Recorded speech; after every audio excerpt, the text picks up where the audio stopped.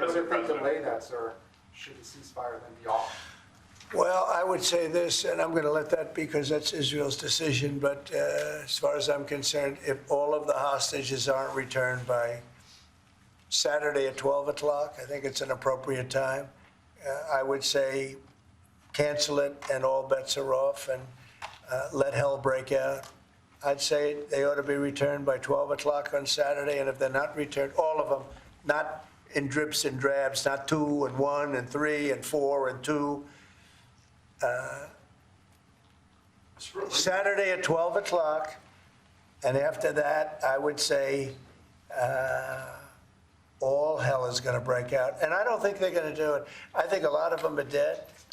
I think a lot of the hostages are dead. I think it's a great human tragedy what's happened, how people can be that mean to do. I mean, the one guy was laughing when a hostage, he thought his family was alive, found out the family was dead, and his captor, so to speak, his captor started laughing because he thought it was so funny. You know, this is a different group of people. No, I would say Saturday at 12, we want them all back. I'm speaking for myself. Israel can override it. But from myself, Saturday at 12 o'clock, and if they're not here, all hell is going to break out. Mr. President, in an interview this weekend, you said that Palestinians would not be guaranteed the right to return to Gaza if the U.S. were to develop it. What did you mean by that? We've spoken to a lot of Palestinians. They would love to leave Gaza if they could find a place to be. And I've spoken to various leaders of various countries in the not so, distant area from where we're talking about, the Gaza Strip. And I think they were very positive about providing land. What we need is land. And if we could build a nice place for people to live safely, everybody in Gaza would do it. They've been persecuted. They've been spit on. They've been treated like trash. And they would love to get out of Gaza. But until now, they never had an alternative. Now they have an alternative. And as far as Hamas is concerned, you're seeing the real Hamas now with the hostages. Mr. President, Yeah. on Gaza, you have the... Who are you? From where? The Wall Street Journal, sir. Yeah, that's what I thought. The Jordanian leader is coming in to see you. Yeah.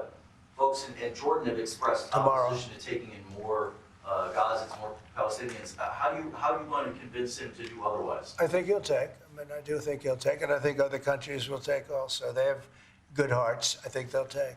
But what about the Palestinians who just won't leave? Our team has spoken to many in Gaza. They're all going to leave when they have a place that's a better alternative. When they have a nice place that's safe, they're all going to leave. It's a hellhole right now. But how are you so sure? Would the U.S. force them to leave? You're going to see that they're all going to want to leave. Mr. President, when it comes to Saturday at noon, there's an American hostage who's still being held by Hamas right now. Are you worried about Look, who knows? Are they alive? Are they not alive? But I saw the condition. When I saw the condition of the last ones that came out, and the women too, everybody.